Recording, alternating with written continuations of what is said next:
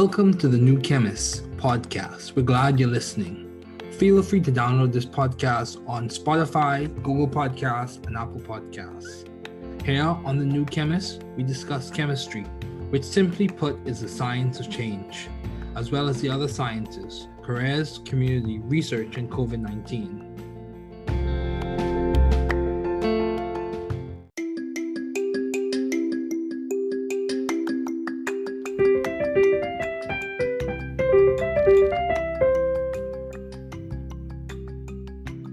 Welcome to the New Chemist podcast. We're glad you're listening. Feel free to download this podcast on Google Podcasts, Apple Podcasts, and Spotify. Here on the New Chemist, we discuss chemistry, which simply put is the science of change, as well as the other sciences, careers, community, research, and COVID-19. We're happy you're tuning in. My guest today is Dr. Emery Brown. Thanks for joining me today. It is so good to hear from you. Just briefly, I'll inform my audience about you.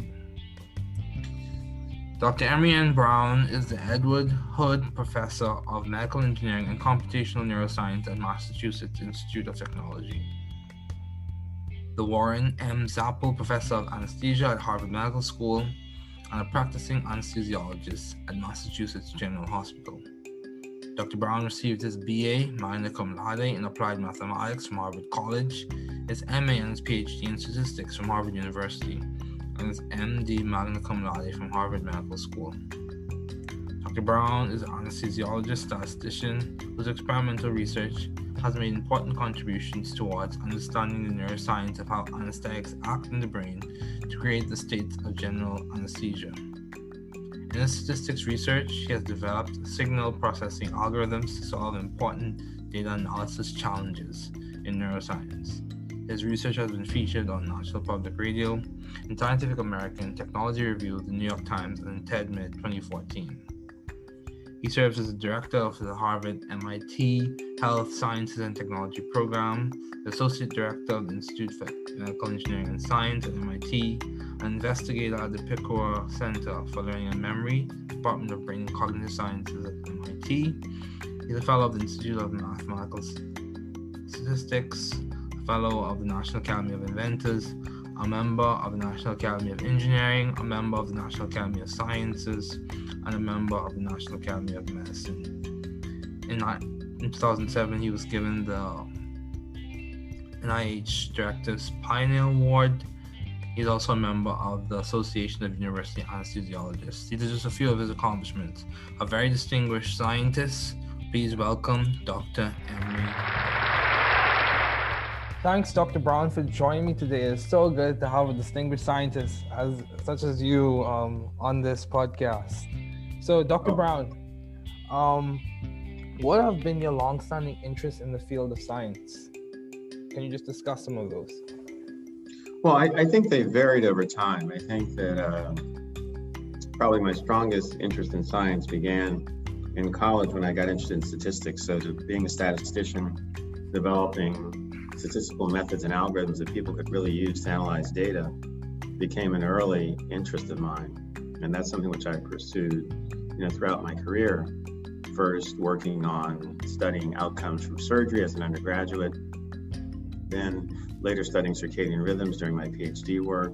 Okay. After that, looking at developing algorithms in general for neuroscience data analysis, for looking at neural spike trains, for looking at EEG, LF, local field potentials, and these sorts of things. Okay. And then from there, my interest developed into trying to understand anesthesia. So I'd say those are probably the principal focus areas. So statistics, and then statistics applied to neuroscience, and then anesthesiology, the mechanism of general anesthesia. So I think by any standard of measurement, or most standards of measurement, most people would say you have been a successful academician. You have achieved your PhD from Harvard, your MD from Harvard, MA from Harvard, BA from Harvard. You've won numerous prizes. You're part of many societies: the National Academy of Inventors, National Academy of Science, the National Academy of Engineering, National Academy of Medicine. So how do you maintain view of the bigger picture in your career and in your life in general? How are you doing that?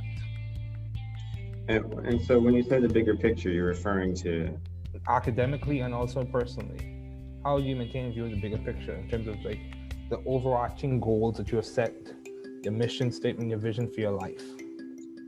Well, I think that one of the things that I've tried to do is try to work on an important question.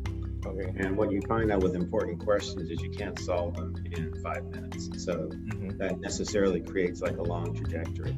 So for example, the problem of thinking on how does anesthesia work, and that's something which has been a question for now coming near 175 years. And so picking part of that and going after it, you know, it's something which is going to be, it's a challenging question. And if you're able to solve it, it's going to have broad implications, not only for taking care of patients, but also for neuroscience in general and science in general.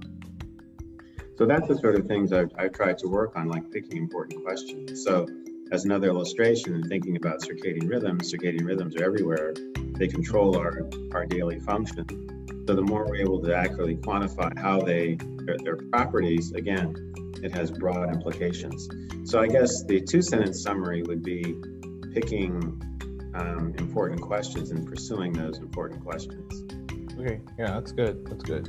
So in what specific ways for the layman have you been adaptive and creative in the field of science? What specific ways? I know you work with anesthesia, I know you've been a statistician. What specific ways have you added your flair to those fields? Well, I think that if we start with like the circadian rhythms, I think right there was the main thing that I did was in looking at the data that were being recorded at those times, like looking at core temperature rhythms to track the circadian system in patients or in study subjects. I worked to give an accurate description of those oscillations. Okay. So trying to make the model capture the structure and the data as accurately as possible, and using what we call harmonic regression techniques to do that. But then not just stopping there, but developing a full inference framework. So you could measure the aspects of the rhythm, say the period, the amplitude, and then from there be able to make statements of uncertainty about, how confident we were about the characterizations that we came up with. Wow. So that allows you to have an inference framework. And then going on to some of the other work, like looking at neuroscience data, the same idea in principle, but there's a key concept there that I was able to take advantage of and use, and I've continued to use throughout my career, and that is neuroscience data, because you're recording from the brain and central nervous system, is dynamic. It changes over time. And you need statistical methods that also capture those changes over time for it to be accurate. And so those were things that I was practiced in, that I learned as part of my PhD training. So whereas most of the methods that were being used are static, and so then it becomes like a kludge to really use them. So by starting from a framework where I already had methods that were dynamic, that capture phenomena that change over time, I was able to develop more accurate descriptions of those sorts of data as well.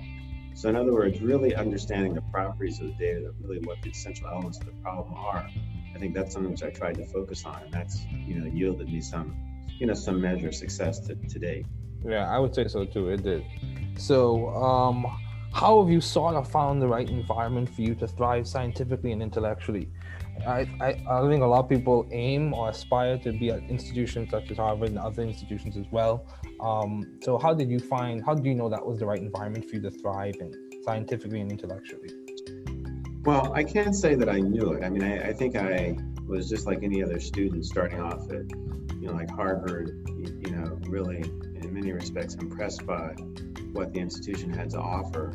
But then once I was there, then saying, well, I really have to take advantage of this. And I remember specifically that when I was a junior and I was thinking about what I wanted to do for my research for senior thesis, Ken Wachter, who was a professor in the statistics department at the time, said, well, since you're thinking about going to medical school, you should probably write a thesis, an undergraduate thesis on a medical topic. And he suggested I go and talk with Professor Professor Fred Mosteller about that particular issue, and work developing a research project with him, because he was a statistician who was working on studying outcomes from surgery, and that this would be a good idea for me to join a project like that. So that's what I did. So I guess the key thing was realizing that what sort of opportunities were there at Harvard, and then taking advantage of them, because you could certainly be there and not take advantage of opportunities that were there. That's true. I think one of the real things that, and I think it was the case at the time, I think it still continues to be the case, the opportunity to write a senior thesis with, a leading scholar in an area is something which, was amazingly beneficial for me for long term.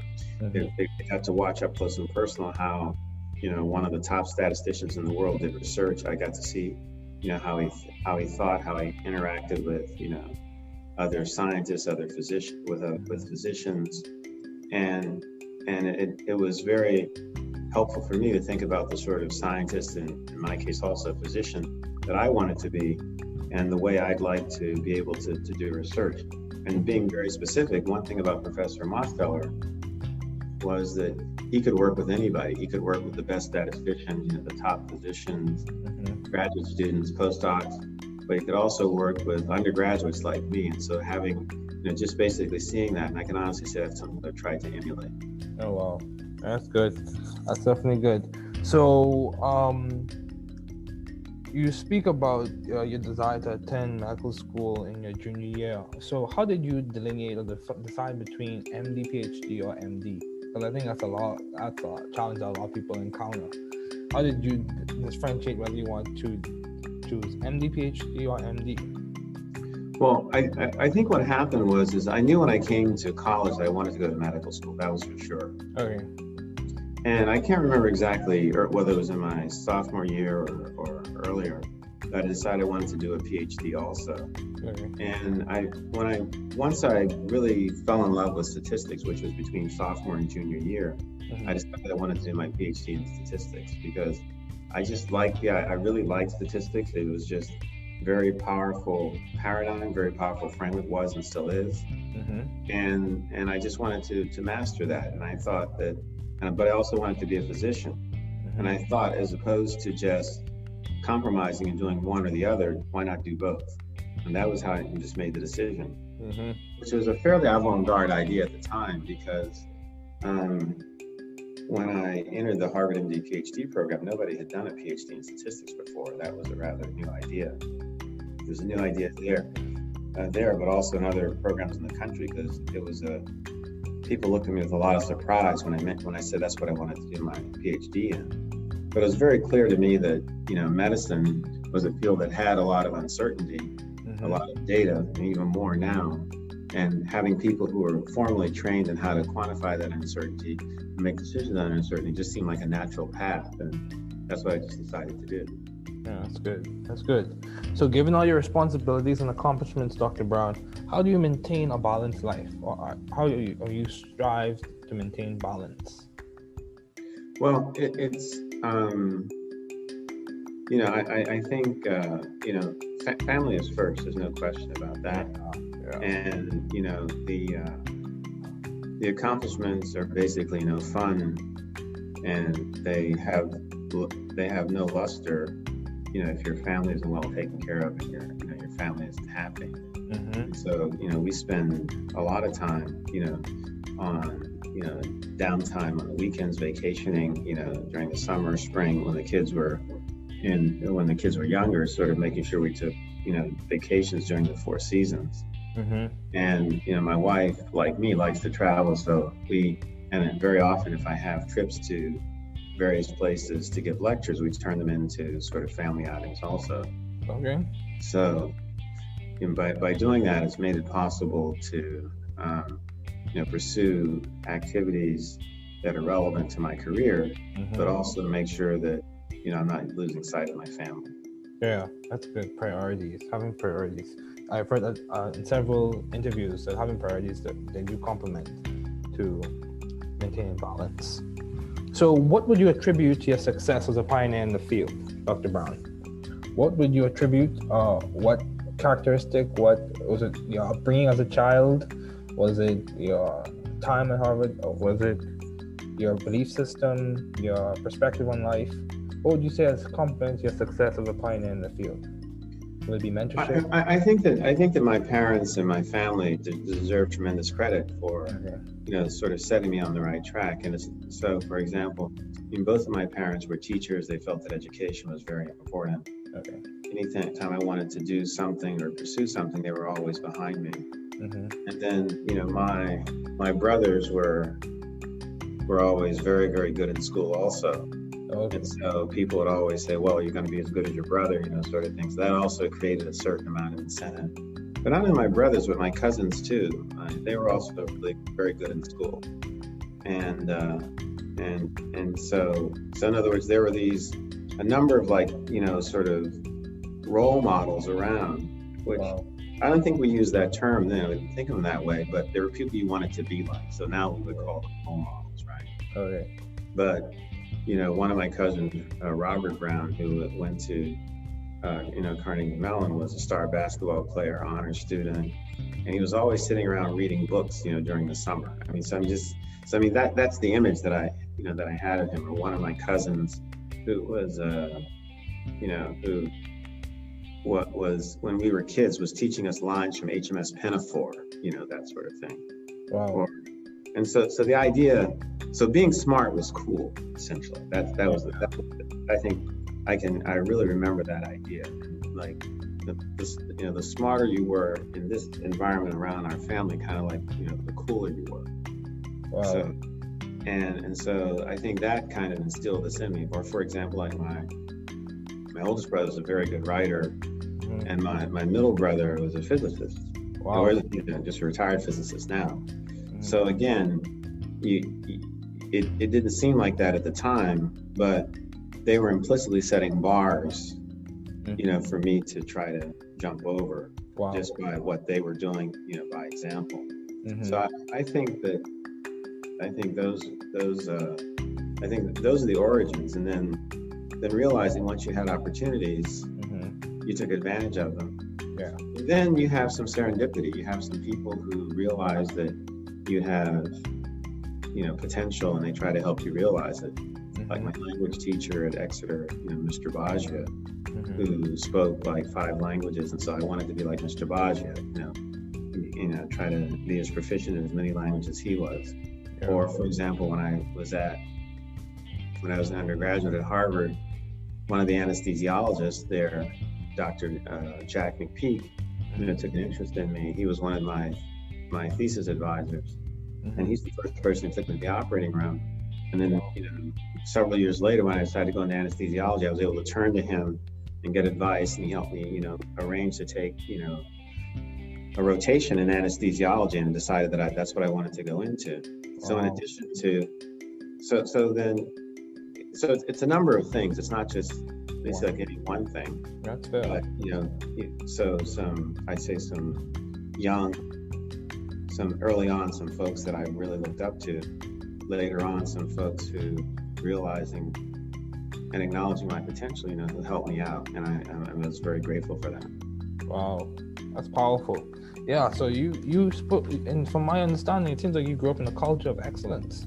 Of course, I'm sure there were things that could have been improved on, but you said you grew up in an environment where it seems like everyone was pursuing excellence. What would you say? Would you say it was your parents or their brothers and sisters that contributed to that? Oh yeah. For example, so my mother's family grew up in Pittsburgh, and my mother and her older sister. So my mother was one of 7 children. Okay. And so she was the second oldest, and her sister was extremely smart. Okay. Her older sister. My mother's extremely smart. She graduated from high school when she was 16. Wow. I remember my uncle, who was the next one in line, the third one, was saying to me, he says, your mother and your aunt Anita made it hard for me because they had done so well in school. I had to do well too. That sort of thing. Okay. And, on the other hand, my father was very industrious. I mean, he was someone who was orphaned. He was 14. He and his brother had lost both his parents. They were raised by their grandfather. Wow. But they had someone who, his grandfather, my great-grandfather, was this amazing guy. He was a minister, but he was also a gentleman farmer. Okay. And he owned this very large parcel of land, there in Florida, where I grew up, which we still own today.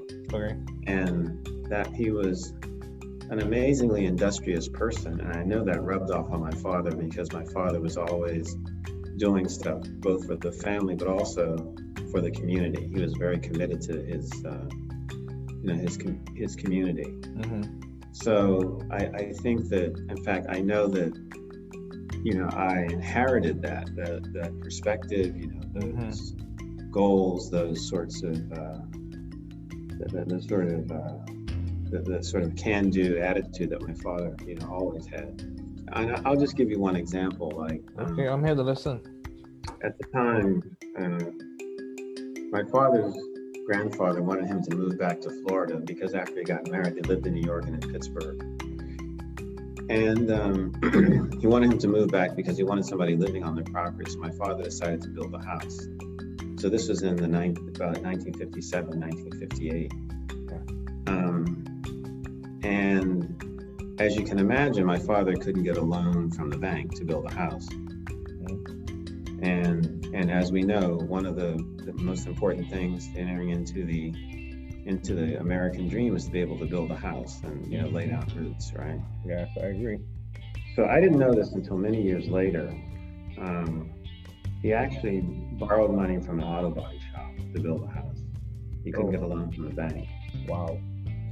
And I remember when we paid off the note, I don't know, I must have been about 10 or 11 at the time. And I didn't quite understand everything, that was going on, but I subsequently figured out what had happened. Mm-hmm. But the thing is that because the conventional means that most, Americans would have used to build a house, getting a loan from the bank and doing that, wasn't available to him, he had to come up with another strategy that would work. Mm-hmm. And he did it. And so I think about that now. I mean, think about if he'd not been able to do that. Mm-hmm. Where would I be now if he hadn't done that? Mm-hmm. And so, but then taking from that, realizing that if people put obstacles in your way, you have to outthink them. Yeah. I mean, and I've seen myself do that, like on a number of occasions. But that was probably one of the most, concrete examples, because the people at the bank couldn't believe that an African American would want to build like a real house, like a solid, 3-bedroom, 2.5 bathroom, living room, Florida room, outside porch, house. They figured we just had some idea of like a little shanty or something like that in mind. But that was far from what my father had imagined, because he had studied industrial arts in college, so he knew how to build things. Okay. And with the help of his brother and his uncles, they actually built the house. Wow, that's good. Yeah. Wow. I'm learning a lot, Dr. Brown. So, how have you maintained vision and teamwork in your environment, in your lab, in your workspace in Mass General? How do you maintain vision and teamwork? How do you make sure that everyone's collaborating and seeing the big picture and trying to answer those important questions that you mentioned? I think there are two things. I think one, you look for cool problems, okay, and you get people excited about cool problems. I think that's the starting point. Mm-hmm. And then you let people loose and let them use their creativity to start working on it. You guide them. Mm-hmm. But at least this is what I like to do. I like to guide people to help them solve problems, and then pitch in, when they need my help, because it helps them to develop their creative capacities and bring them to bear on a problem. Mm-hmm. I think that's probably the most important thing, and also making it fun. I mean, I feel like in many regards now I'm more a cheerleader than anything else. I'm not so much the person like doing the work. I'm just there, rah, keeping them going and offering suggestions and making sure people aren't getting stuck. Mm-hmm. And I think that's probably the main thing that I do. And I can honestly say it's fun. It's fun working with, it's watching people who are, many years my junior master concepts that I didn't master until I was like maybe 20 years older than they were. Like, wow, they know this stuff already. You can only imagine what they can do, what they'll be able to do, going on into the future. Mm-hmm. And so just sitting there marveling at that and trying to facilitate that is a real pleasure. And I try to keep that going on a day-to-day basis. Okay, wow. So as we start to wrap up, you mentioned how being smart was cool. I can be wrong with this. However, I'm not sure if that's the prevailing message in many instances or in many circles. So what would you say could complement a change in that dynamic, where it's not just the athletic environments that have a lot of attraction to them for young people, but academic environments as well? How can we make that a more prevailing message, that intellectual curiosity and intellectual development is worth the time and effort? Yeah, I mean, I think we really have to. I mean, I'm clearly biased because I'm an academic, I'm in science, and I feel strongly that people should know about academics and science and those sorts of things. But I think that I'm indebted to you for taking time to talk to somebody like me to allow me to tell my story. Because it's more exciting to hear about Jason Tatum having scored 50 points and won the game for the Celtics than about what I'm doing. So and that's just the realities of it. That's true. However, being able to, like, for example, I have three after my father, I have like three additional heroes in mathematics. One is Benjamin Banneker, the black mathematician who laid out DC. He's the first person to really characterize the cycles of the circadia, the insects which come out every 17 years. So he was really, and he did this over something like 4 or 5 cycles. So he started when he was 17. Okay. And so he was probably the country's first data scientist when you think about it. Or another person is Katherine Johnson. When I learned about her, I was just like blown away. Basically the woman mathematician, African-American woman mathematician, who worked out the flight trajectories for the early Mercury and I think also Gemini space missions. I mean, just think about it. She did the calculations by hand. Yeah, that's true. I mean, that's just like unreal. And the third person who actually had the good fortune to meet is David Blackwell. He was African-American professor at Berkeley, University of California, Berkeley, professor of statistics. I mean, just like an amazing mind, soft-spoken, just totally respected because he was just so brilliant. First African-American elected to the National Academy of Sciences in 1964. So more than 100 years after the Academy was actually set up, the first African-American was elected, it was he. So, I think about, people like that, and I'm saying, gosh, if I can be anything like those guys, so, I clearly the accomplishments of LeBron James or Magic Johnson are the things that, are often talked about, but like in my realm, I see somebody like these people, they're like my heroes, and those are the people I aspire to be like. Yeah, that's good.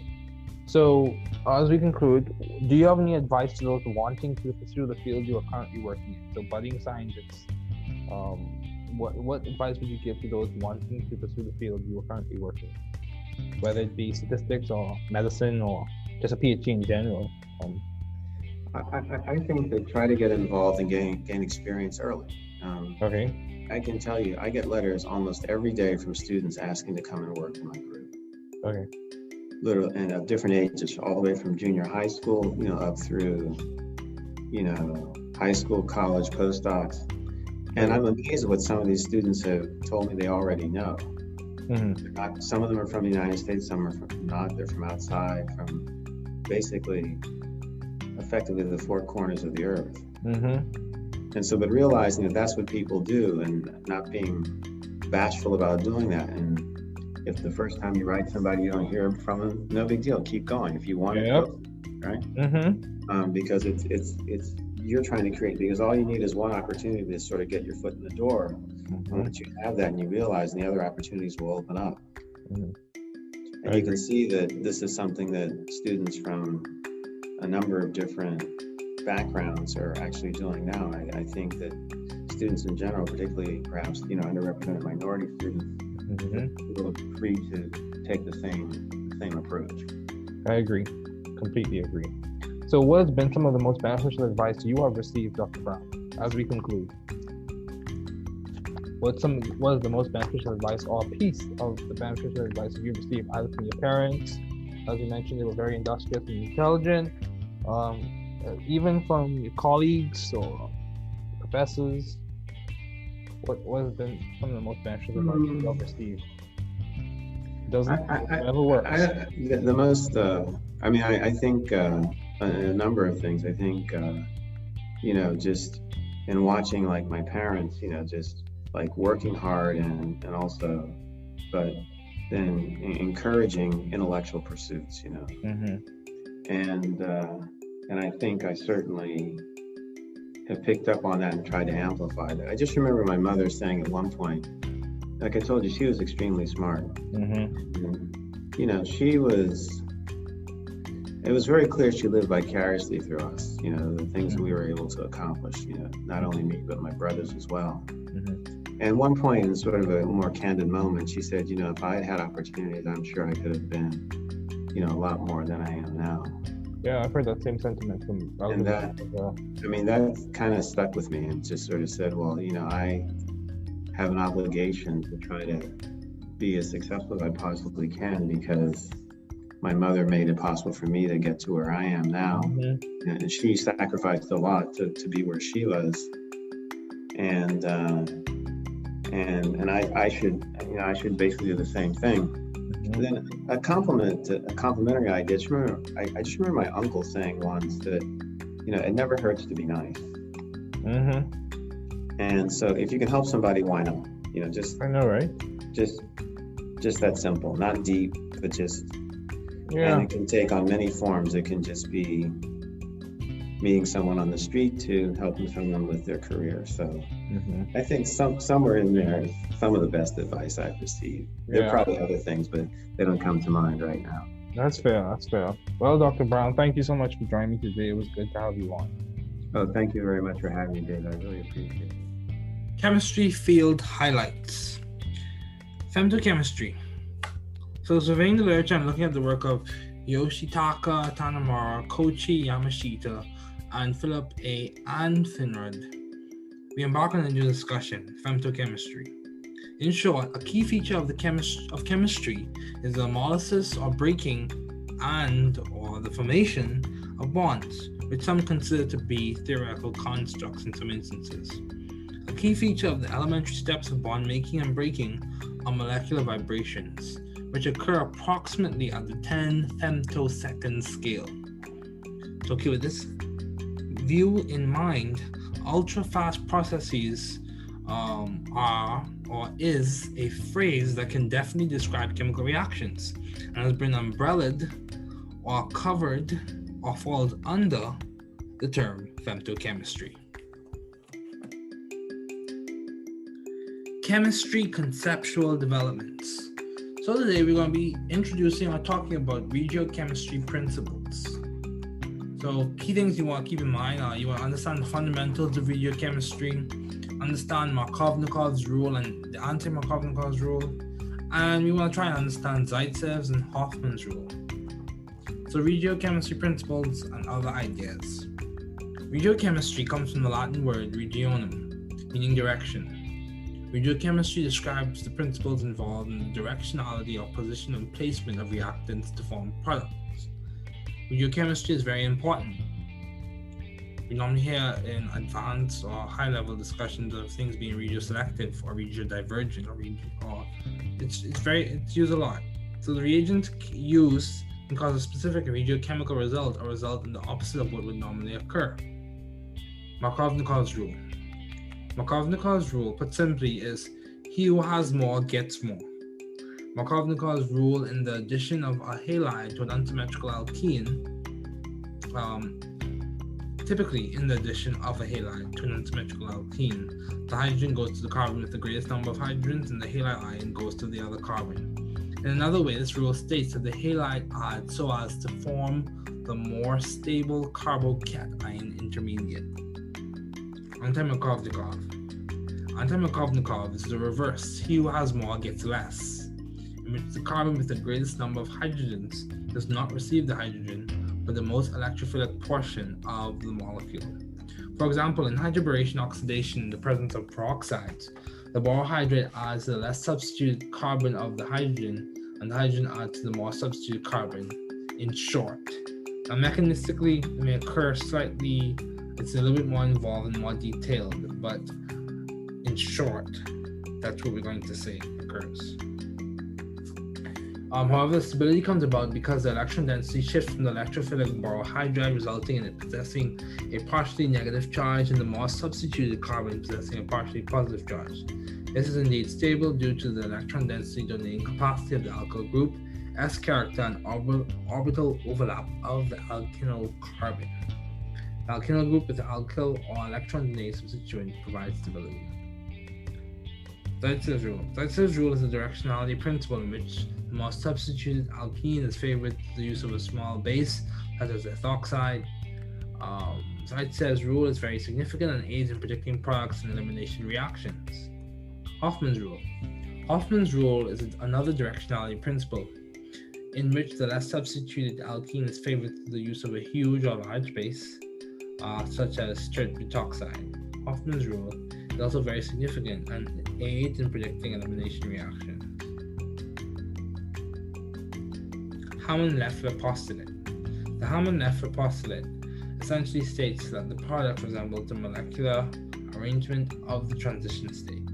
In simpler terms, the view on the potential energy hill continues in some ways as you follow through the potential energy journey.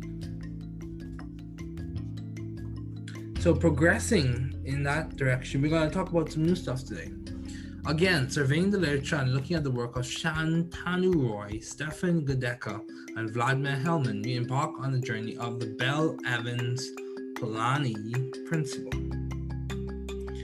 So typically, or in short, the Bell-Evans-Polanyi principle is valid for a chemical reaction that proceeds along the reaction coordinate over the transition state, and that concept is extended to molecular dynamics trajectories that in general do not cross the dividing surface between the initial and final local minima at the exact transition state. It's very important and it has a lot of implications. It's a conceptual tool in physical chemistry, and we have come to understand that this principle can be used to improve the efficiency of existing molecular dynamics based methods by tuning the energy of these molecular dynamic trajectories.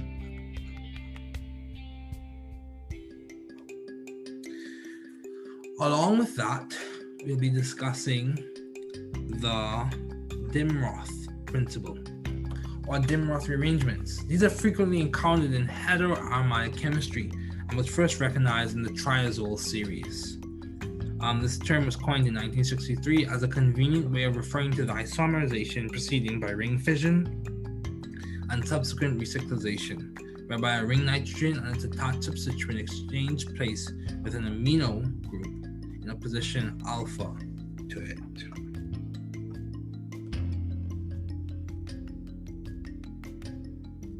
Moving right along, we'll discuss a mechanistic highlight. Today we'll be talking about the Suzuki cross-coupling reaction. The Suzuki cross-coupling or the Suzuki-Miura cross-coupling is a type of palladium catalyzed cross-coupling reaction. CC bond formation using aryl halides and organoboronic acids. It is one of the most important reactions in synthetic organic and medicinal chemistry. There are two suggested pathways. The oxo-palladium pathway is a preferred mechanism, as some may say, and the boronic pathway is another description of what occurs. Of course, these occur through catalytic cycles, and this reaction was likely first described around 1979. In 2010, Akira Suzuki, jointly with Richard F. Heck and Ichi Negishi, received the Nobel Prize in Chemistry for the development of palladium catalyzed cross-coupling reactions. Wrapping up the highlight section, we will talk about Nobel highlights. So Savant Arrhenius. Savant Arrhenius was born on February 19th, 1859, near Uppsala, Sweden. He received the Nobel Prize on December 10, 1903, in recognition of his theory of electrolytic dissociation. His father, Savant Gustaf Arrhenius, held a position at the University of Uppsala. His uncle, Johan Arrhenius, was a botanist, writer, and a longtime secretary of the Swedish Agricultural Academy in Stockholm. Savant Arrhenius was an outstanding student in school. He learned reading and arithmetic at a very early age, and in his secondary school excelled particularly in mathematics and physics. His physics teacher was M. Flederis, author of the most popular contemporary Swedish secondary school physics textbook. His university degrees were all from the University of Uppsala. Definitely a chemist that worked hard. This ends the session of highlights for this podcast episode. Thanks for listening. We're glad you were able to tune into this podcast. Once again, this is The New Chemist, where we discuss chemistry, which simply put is the science of change, as well as the other sciences, careers, community, research, and COVID-19. Thanks again for listening. Note, the views on this podcast represent those of my guests and I.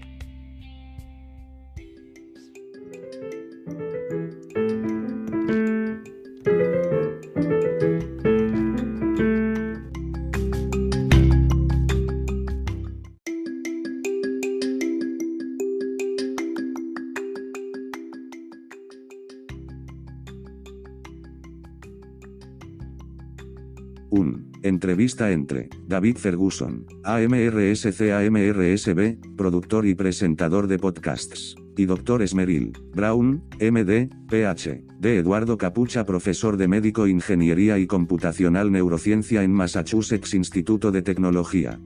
David Ferguson. Mi invitado de hoy es el Dr. Emery N. Brown. Gracias por acompañarme hoy. Es tan bueno escuchar de ti. Brevemente, informaré a mi audiencia sobre ti. El Dr. Emery Brown es el profesor Eduardo Odd de Ingeniería Médica y Neurociencia Computacional en el Instituto Tecnológico de Massachusetts.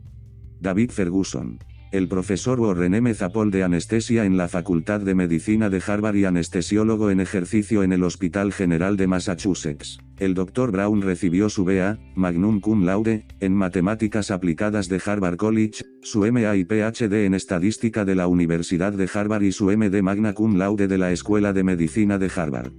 David Ferguson. El Dr. Brown es un anestesiólogo y estadístico cuya investigación experimental ha hecho contribuciones importantes para comprender la neurociencia de cómo actúan los anestésicos en el cerebro durante el estado de anestesia general. En su investigación estadística, ha desarrollado algoritmos de procesamiento de señales para resolver importantes desafíos de análisis de datos en neurociencia. David Ferguson. Su investigación ha aparecido en National Public Radio, en Scientific American, Technology Review de The New York Times y TED-Med 2014. Se desempeña como codirector del Programa de Ciencias y Tecnología de la Salud de Harvard y MIT, director asociado del Instituto de Ingeniería y Ciencias Médicas del MIT, e investigador del Centro Picoware para el Aprendizaje y la Memoria. David Ferguson. Departamento de Cerebro y Ciencias Cognitivas, en el MIT. Es miembro del Instituto de Estadística Matemática, miembro de la Academia Nacional de Inventores, miembro de la Academia Nacional de Ingeniería, miembro de la Academia Nacional de Ciencias y miembro de la Academia Nacional de Medicina. David Ferguson. En 2007, recibió el premio Directors Pioneer de los NI. También es miembro de la Asociación de Anestesiólogos Universitarios. Estos son solo algunos de sus numerosos logros. Un científico muy distinguido. De la bienvenida al Dr. Emery Brown. David Ferguson. Gracias Dr. Brown, por acompañarme hoy. Es tan bueno tener un científico distinguido, como usted, en este podcast. Entonces, Dr. Brown, ¿cuál ha sido su interés de larga data en el campo de la ciencia? ¿Puedes discutir algunos de esos? Doctora Emery Brown. Bueno, creo que variaron con el tiempo. Creo que probablemente mi mayor interés por la ciencia comenzó en la universidad cuando me interesé por la estadística. Así que ser estadístico, desarrollar métodos y algoritmos estadísticos que la gente realmente pudiera usar para analizar datos se convirtió en uno de mis primeros intereses.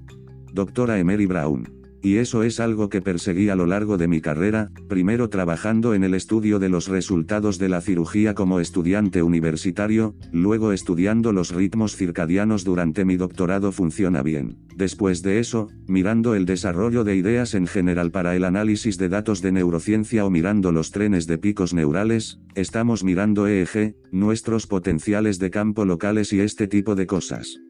Doctora Emery Brown. Y luego, a partir de ahí, mi interés se convirtió en tratar de entender la anestesia. Así que diría que esos son probablemente las principales áreas de enfoque, esa estadística y luego la estadística aplicada a la neurociencia y luego la anestesiología, los mecanismos de la anestesia general. David Ferguson. Entonces, creo que según cualquier estándar de medición, o la mayoría de los estándares de medición, la mayoría de la gente dirá que ha sido un académico exitoso, que ha logrado su doctorado de Harvard, su MD de Harvard, MA de Harvard, BA de Harvard, has ganado numerosos premios. David Ferguson. Eres parte de muchas sociedades, la Academia Nacional de Inventores, la Academia Nacional de Ciencias, la Academia Nacional de Ingeniería, la Academia Nacional de Medicina. Entonces, ¿cómo mantienes la visión del panorama general en tu carrera y en tu vida en general? David Ferguson. ¿Cómo estás haciendo eso? Doctora Emery Brown. Entonces, cuando dices el panorama general al que te refieres. David Ferguson. Académica y también personalmente, ¿cómo mantiene una visión del panorama general en términos de los objetivos generales que ha establecido, su declaración de misión y su visión para su vida? Doctora Emery Brown. Bueno, creo que una de las cosas que he tratado de hacer es tratar de trabajar en una cuestión importante, de acuerdo, y lo que descubres con preguntas importantes es que no puedes resolverlas en 5 minutos, entonces eso necesariamente crea como una larga trayectoria. Doctora Emery Brown. Entonces, por ejemplo, el problema de pensar cómo funciona la anestesia, eso es algo que ha sido una pregunta por ahora, este próximo año 175 años. Entonces, seleccionar parte de eso, y perseguirlo, ya sabes, es algo que va a ser una pregunta desafiante. Doctora Emery Brown. Y si puede resolverlo, tendrá amplias implicaciones no solo para el cuidado de los pacientes, sino también para la neurociencia en general, la ciencia en general. Ese es el tipo de cosas en las que traté de trabajar, como elegir preguntas importantes, como otra ilustración y pensando en los ritmos circadianos están en todas partes. Doctora Emery Brown. Ellos controlan nuestra función diaria. Entonces, cuanto más podamos cuantificar con precisión cómo recuperan sus propiedades, tendrá amplias implicaciones. Entonces, supongo que el resumen de 2 oraciones sería elegir preguntas importantes y seguir esas preguntas importantes. David Ferguson.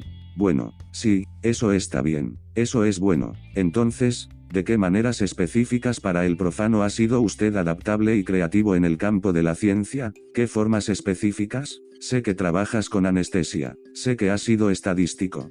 David Ferguson. ¿De qué maneras específicas ha agregado su estilo a esos campos? Doctora Emery Brown. Bueno, creo que si comenzamos con los ritmos circadianos, creo que lo principal que hice fue mirar los datos que se estaban registrando en ese momento, como mirar los ritmos de temperatura central, para rastrear el sistema circadiano, en pacientes o en sujetos de estudio. Doctora Emery Brown. Trabajé para dar una descripción precisa de las de esas oscilaciones. Entonces, tratar de hacer que el modelo capture la estructura de los datos con la mayor precisión posible, y usar lo que llamamos técnicas de regresión armónica para hacer eso, pero luego no solo detenerse allí, sino desarrollar el marco de inferencia completo. Doctora Emery Brown. Entonces, en realidad, puede medir los aspectos del ritmo, digamos el periodo, la amplitud y luego, a partir de ahí, poder hacer declaraciones de incertidumbre sobre, ya sabes, qué tan seguros estábamos de las caracterizaciones que se nos ocurrieron. Doctora Emery Brown. Bueno, eso te permite tener un marco de inferencia y luego pasar a otros trabajos, como mirar datos de neurociencia. La misma idea en principio, pero ahí está el concepto clave que pude aprovechar y usar, y he seguido usando a lo largo de mi carrera. Doctora Emery Brown. Y eso es, Datos de neurociencia, porque la tasa que estás registrando del cerebro y el sistema nervioso central es dinámica, cambia con el tiempo, y necesita métodos estadísticos que también capturen esos cambios a lo largo del tiempo, para que sea preciso. Y esas fueron las cosas en las que practiqué, que aprendí como parte de mi doctorado capacitación. Doctora Emery Brown. Entonces, mientras que la mayoría de los métodos que se usaban son estáticos. Y entonces se convierte en una pista para usarlos realmente. Entonces, comenzando desde un marco, donde ya teníamos métodos que eran dinámicos. Doctora Emery Brown. Ese fenómeno de captura cambia con el tiempo, también pude desarrollar descripciones más precisas de ese tipo de datos. Entonces, en otras palabras, comprender realmente las propiedades de los datos y cuáles son realmente los elementos esenciales del problema. Doctora Emery Brown. Creo que esas son algunas de las cosas en las que he tratado de concentrarme y eso me ha dado algo, ya sabes, algo de éxito hoy. David Ferguson. Sí, yo también lo diría, lo hizo. Entonces, ¿cómo ha encontrado el entorno adecuado para prosperar científica e intelectualmente? Creo que mucha gente apunta o aspira a ser una institución como Harvard y otras instituciones también. David Ferguson. Entonces, ¿cómo descubriste, cómo supiste que ese era el entorno adecuado para que prosperaras científica e intelectualmente? Doctora Emery Brown. Bueno, no puedo decir que lo supiera. Quiero decir, creo que yo era como cualquier otro estudiante, comenzando en Harvard. Ya sabes, realmente, en muchos aspectos, impresionado por lo que la institución tenía para ofrecer. Pero luego, una vez que estuve allí, dije, bueno, realmente tengo que aprovechar esto, y recuerdo específicamente que cuando. Doctora Emery Brown.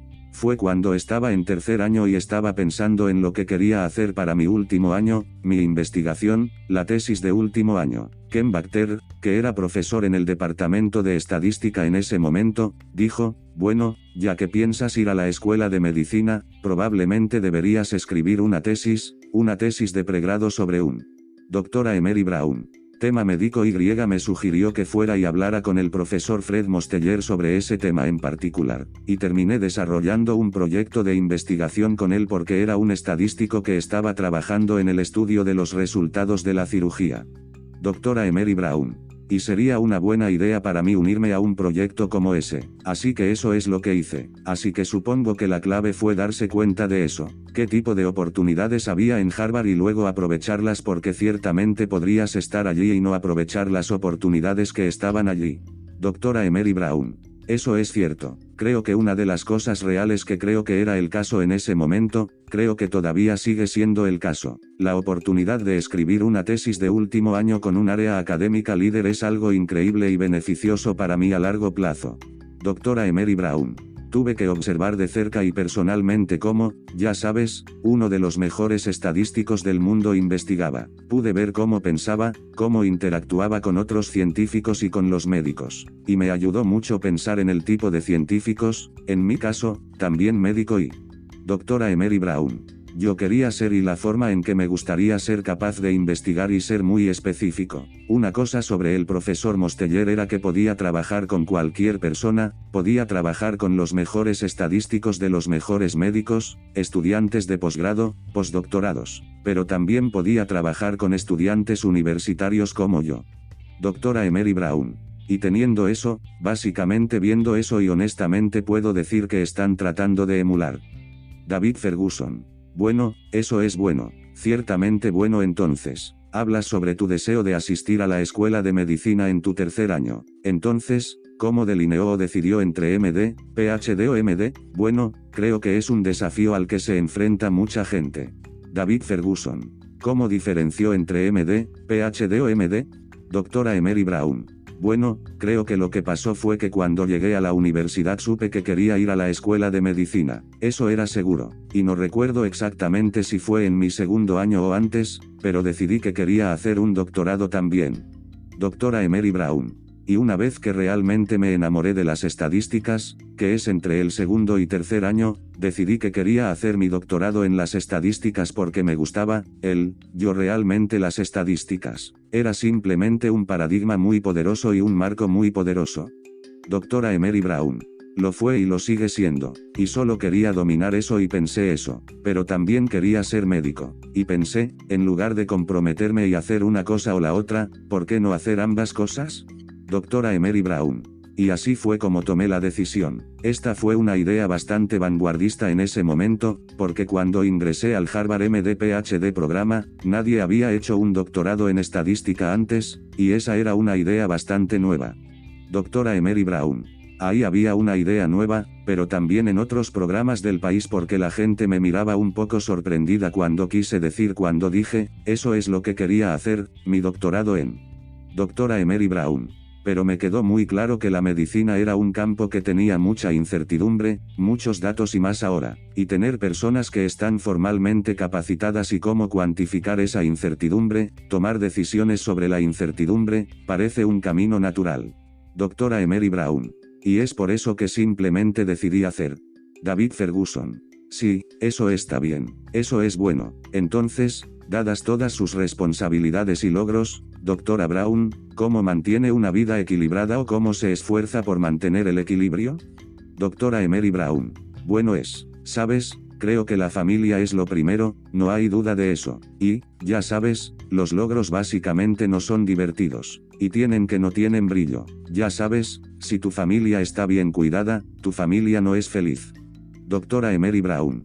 Entonces, ya sabes, pasamos mucho tiempo ya sabes, tiempo de inactividad los fines de semana de vacaciones, ya sabes, durante el verano, la primavera, cuando los niños estaban en casa, cuando los niños eran más pequeños y para asegurarnos. Tomamos vacaciones durante las 4 estaciones. Doctora Emery Brown. Y a mi esposa, como a mí, le gusta viajar. Entonces, y muy a menudo, si tengo viajes a varios lugares para dar conferencias, también los convertimos en una especie de salidas familiares.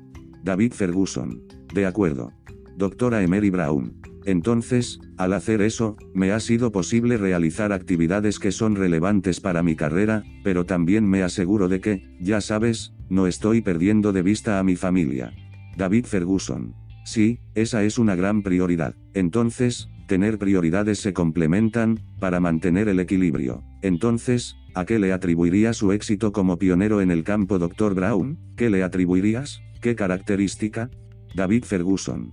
¿Fue su crianza de niño? ¿Fue tu época en Harvard? ¿O fue su sistema de creencias? ¿O tu perspectiva de la vida? ¿Qué diría que ha complementado su éxito como pionero en el campo? ¿Sería una tutoría? Doctora Emery Brown. Creo que mis padres y mi familia merecen un gran crédito por ponerme en el camino correcto. Y así, por ejemplo, mis 2 padres eran maestros, sentían que la educación era muy importante. Doctora Emery Brown. Cada vez que quería hacer algo o perseguir algo, siempre estaban detrás de mí. Y luego, mis hermanos, siempre somos muy buenos en la escuela también, por lo que la gente siempre decía, bueno, serás tan bueno como tu hermano, y ese tipo de cosas también crearon una cierta cantidad de incentivo.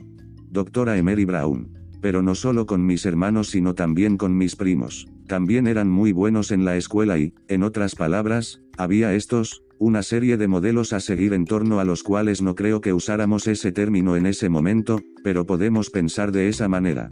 Doctora Emery Brown.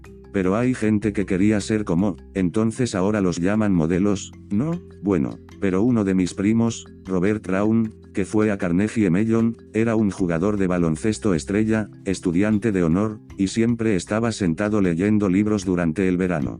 Doctora Emery Brown. Quiero decir,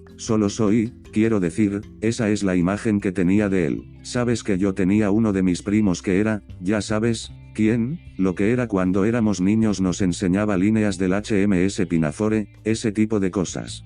Doctora Emery Brown. Y entonces la idea de ser inteligente fue genial. Esencialmente, eso es todo. Creo que realmente puedo recordar esa idea así. Ya sabes, cuanto más inteligente eras en este entorno y alrededor de nuestra familia, ya sabes, más genial eras. Doctora Emery Brown. Y creo que eso me inculcó por ejemplo, como mi hermano mayor es un muy buen escritor, y mi hermano mediano era físico o simplemente jubilado ahora. Así que de nuevo, no parecía así en ese momento, pero implícitamente estaban poniendo barras para que yo intentara saltar por encima con solo. Doctora Emery Brown. lo que estaban haciendo, con el ejemplo. Así que creo que esos son los orígenes y luego darte cuenta una vez que tuviste oportunidades, las aprovechaste. Sí, entonces tienes algo de serendipia. Tienes algunas personas que se dan cuenta de que tienes potencial y tratan de ayudarte a darte cuenta de eso, como mi maestro. Doctora Emery Brown. En Exeter, que hablaba 5 idiomas. Entonces, quería ser como, ya sabes, tratar de ser tan competente en tantos idiomas como él o, por ejemplo, cuando era estudiante universitario en Harvard, uno de los anestesiólogos allí, el Dr. Jack Peak, se interesó por mí. Doctora Emery Brown. Fue uno de mis directores de tesis, y es la primera persona que me llevó al quirófano. Y luego, varios años más tarde, cuando comencé a ir a anestesiología, pude acudir a él y obtener asesoramiento, y él me ayudó a hacer arreglos para tomar. Doctora Emery Brown. Una rotación en anestesiología y decidí que eso era lo que quería hacer, así que además de, entonces, es una serie de cosas, no es solo una cosa, así que algunos podrían decir algunos jóvenes. Algunos desde el principio, algunas personas a las que realmente admiré más tarde, algunas personas que, al darse cuenta y reconocer mi potencial. Doctora Emery Brown. Ayúdame, y yo estaba muy agradecido por eso. David Ferguson. Vaya, eso es poderoso. Sí, así que lo pones para mi comprensión, parece que creciste en una cultura de excelencia. Por supuesto, estoy seguro de que hubo cosas que podrían haberse mejorado, pero dijiste que creciste en un entorno en el que parece que todo el mundo buscaba la excelencia. David Ferguson. ¿Qué dirías? Diría que fueron sus padres o sus hermanos y hermanas los que contribuyeron a eso. Doctora Emery Brown. Oh, sí, por ejemplo. Sí, así la familia de mi madre creció en Pittsburgh y mi madre y su hermana mayor, de modo que mi madre es una de 7 hijos, por lo que ella era la segunda mayor y su hermana era extremadamente inteligente. Doctora Emery Brown. Ya sabes, su hermana mayor, mi madre era extremadamente inteligente. Se graduó de la escuela secundaria y tenía 16 años. Bueno, recuerdo a mi tío, que es el siguiente en la fila. El tercero decía, esta es tu madre y tu tía y tú y me lo pusiste difícil porque lo habían hecho. Doctora Emery Brown. Bien en la escuela. Tenía que hacer bien en, ya sabes, ese tipo de cosas. Bueno, y sabes, por otro lado, mi padre era muy trabajador. Quiero decir, él era alguien que quedó huérfano cuando tenía 14 años. Él y su hermano habían perdido a sus padres. Doctora Emery Brown. Fueron criados por su abuelo, pero tenían a alguien que por su abuelo, mi bisabuelo, era este tipo increíble. Él era un ministro, pero también era un granjero, y era dueño de esta gran parcela de tierra allí y en Florida donde crecí, que todavía poseemos hoy. Doctora Emery Brown. Y que era una persona asombrosamente trabajadora. Y sé que eso se contagió a mi padre porque mi padre siempre estaba haciendo cosas tanto para la familia como para la comunidad. Estaba muy comprometido con su comunidad. Doctora Emery Brown. Así que creo que, de hecho, lo sé, ¿sabes? Heredé esa perspectiva, ya sabes, esos objetivos, ese tipo de cosas, ese tipo de actitud de puede hacer que mi padre siempre tuvo. Solo te daré un ejemplo. David Ferguson. Estoy aquí para escuchar. Doctora Emery Brown. En ese momento, el abuelo de mi padre quería que él regresara a Florida porque después de casarse, vivieron en Nueva York y en Pittsburgh, y quería que se mudara porque quería que alguien viviera en su propiedad, así que mi padre decidió construir una casa. Doctora Emery Brown. Así que esto es en 1957, 1958, y como pueden imaginar, mi padre no pudo obtener un préstamo del banco para construir una casa, y como sabemos, una de las cosas más importantes para entrar en el sueño americano es poder construir una casa y, ya sabes, echar raíces, ¿no? David Ferguson. Sí, estoy de acuerdo. Doctora Emery Brown. Así que no supe esto hasta muchos años después. De hecho, pidió prestado dinero del taller de carrocería para construir una casa. No pudo obtener un préstamo del banco. David Ferguson. Wow. Doctora Emery Brown. Y recuerdo cuando saldamos la nota, yo estaba como en 10 u 11 en ese momento y no entendía bien todo lo que estaba pasando. Doctora Emery Brown. Pero de repente me di cuenta de lo que había sucedido. Pero la cuestión era que, debido a que los medios convencionales que la mayoría de los estadounidenses habrían utilizado para construir una casa, obtener un préstamo del banco y hacerlo no estaban disponibles para él. Doctora Emery Brown. tenía que idear otra estrategia que funcionara, y lo hizo. Y entonces pienso en eso ahora. Quiero decir, piensa en si no has sido capaz de hacer eso. ¿Dónde estaría, ya sabes, dónde estaría ahora si él no hubiera hecho eso? Doctora Emery Brown.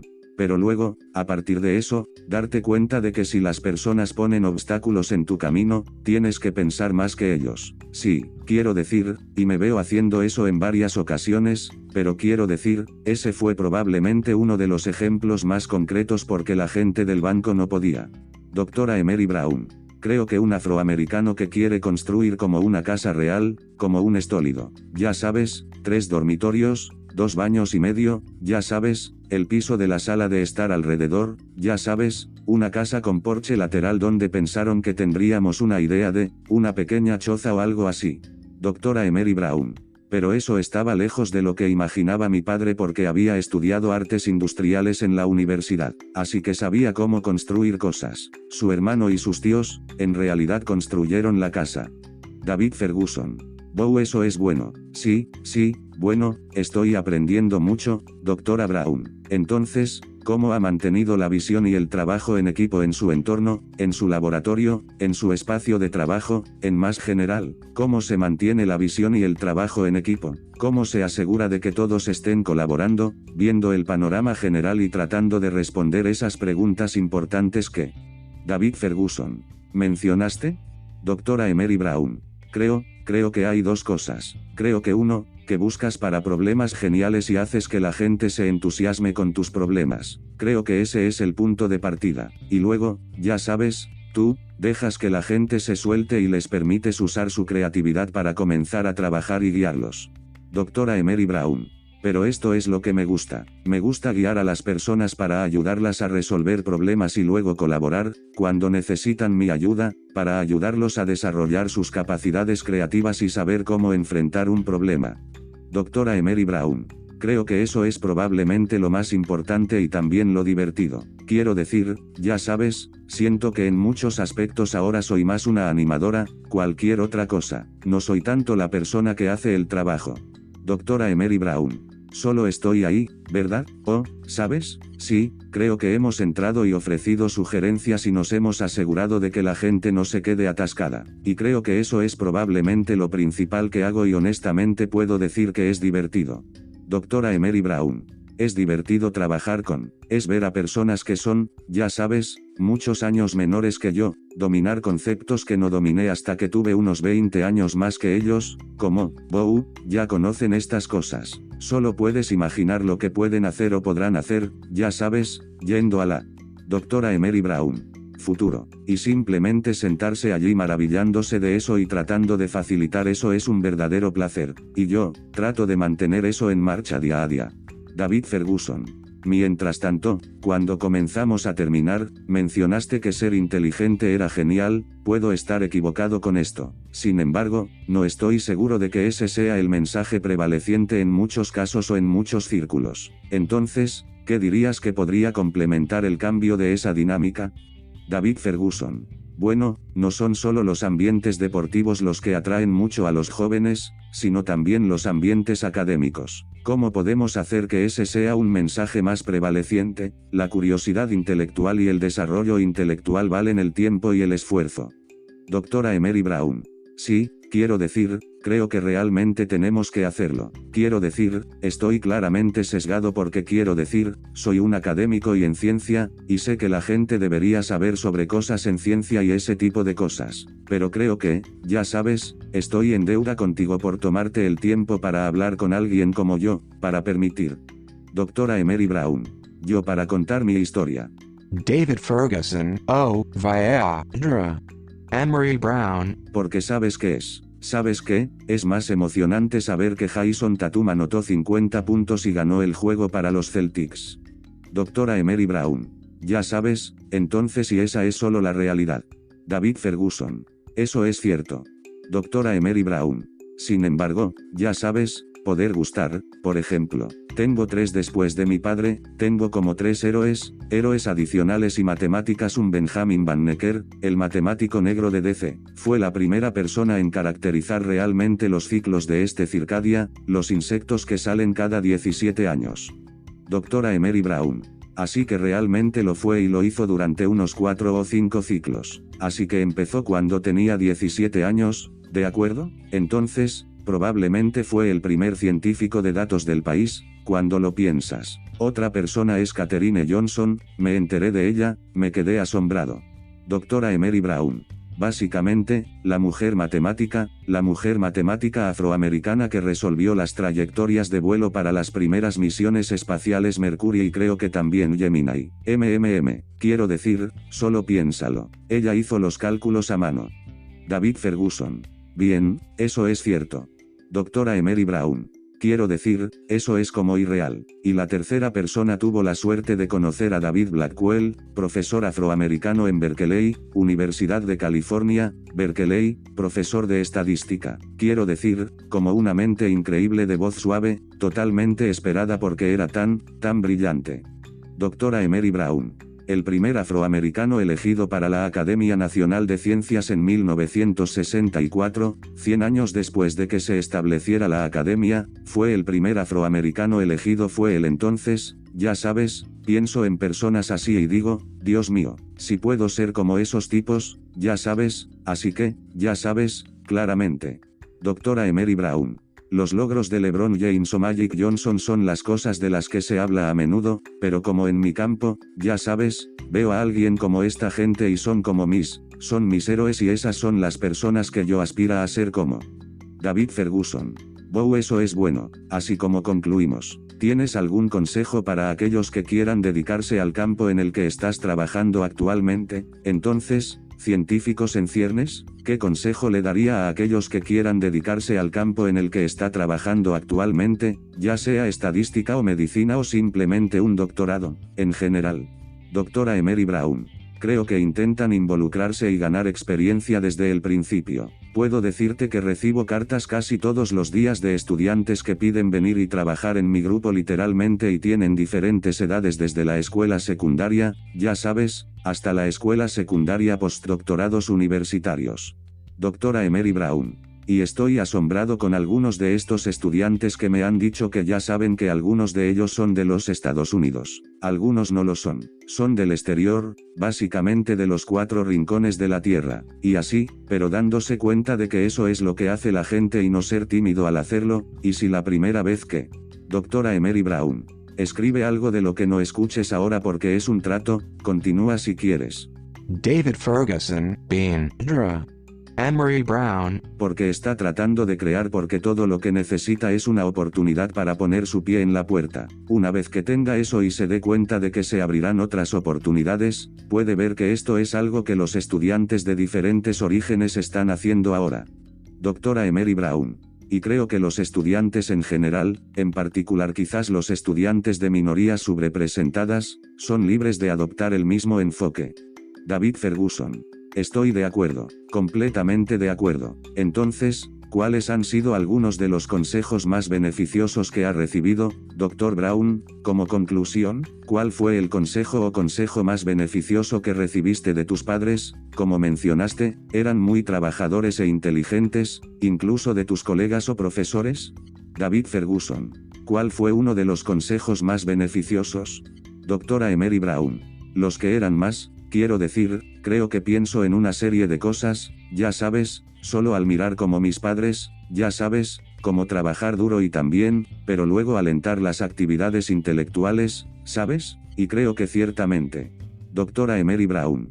Han captado eso y tratan de amplificarlo. Solo recuerdo que mi madre dijo en un momento te dije que era extremadamente inteligente. Sabes que lo era. Estaba muy claro que ella vive indirectamente a través de nosotros. Ya sabes, las cosas que pudimos lograr, ya sabes, no solo yo, sino también mis hermanos. Doctora Emery Brown. Y un punto son los momentos más cándidos, dijo, ya sabes, si hubiera tenido oportunidades, estoy segura de que podría haber sido mucho más de lo que soy ahora. David Ferguson. Sí, he oído ese mismo sentimiento. Doctora Emery Brown. Eso también. Quiero decir, eso me quedó grabado y me dijo, bueno, ya sabes, tengo la obligación de tratar de tener el mayor éxito posible porque mi madre hizo posible que llegara a donde estoy ahora y ella sacrificó mucho para que yo esté donde estoy. Doctora Emery Brown. Y debería, ya sabes, Básicamente debería hacer lo mismo. A continuación, un cumplido a las ideas complementarias. Solo recuerdo que mi tío dijo una vez que, ya sabes, nunca está de más ser amable. David Ferguson. Sí, estoy de acuerdo. Doctora Emery Brown. Entonces, si puede ayudar a alguien a ganarlos de la manera correcta, así de simple, no profundo, solo y puede tomar muchas formas. Simplemente puede ser, conocer a alguien en la calle para ayudar a alguien con su carrera, así que creo que en algún lugar, algunos de los mejores consejos que he recibido allí, probablemente otras cosas, pero... Doctora Emery Brown. No vienen a la mente en este momento. David Ferguson. Eso es justo. Eso es justo. Bien, doctora Brown, muchas gracias por acompañarme hoy. Fue bueno tenerte. Doctora Emery Brown. Muchas gracias por recibirme, David. Realmente lo aprecio. Esta entrevista se grabó inicialmente en 2021 en The New Chemist's podcast.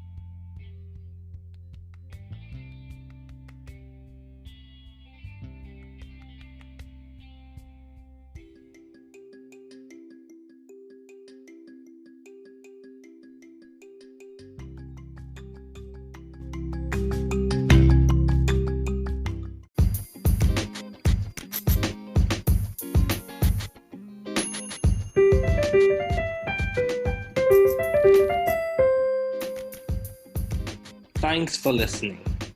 We're glad you were able to tune into this podcast.